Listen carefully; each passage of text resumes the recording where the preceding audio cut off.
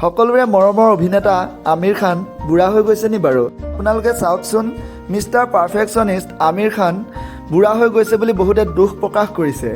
তেওঁক ইতিমধ্যে দেখিবলৈ পোৱা গ'ল অভিনেত্ৰী কাজলৰ চিনেমা ছালাম ভেংকিৰ প্ৰিমিয়াৰত। আপোনালোকৰ মৰমৰ অভিনেতাজন ইতিমধ্যে 57 বছৰ বয়সত ভৰি দিলে। কেইদিনমানৰ আগত তেওঁৰ জীয়ৰীৰ এংগেজমেণ্ট হৈ গৈছে। মিষ্টাৰ পাৰফেকশ্যনিষ্ট আমিৰ খানৰ সকলো চিনেমাই ছুপাৰহিট হয় যদিও তেওঁৰ ইতিমধ্যে ৰিলিজ হোৱা এখন চিনেমা লাল সিং চাড্ডা হিট নোহোৱাৰ বাবে তেওঁ অতিকৈ দুখ পাইছিল। ব'লকচোন অভিনেতাজনে প্ৰিমিয়াৰত আহি কি কথা ক'লে আমি নিউজ আকাৰে চাওঁ।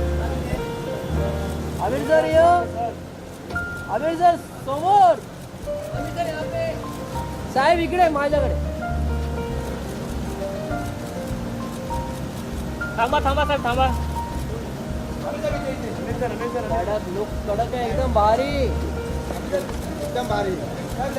साहेब थांबा साहेब इकडे इकडे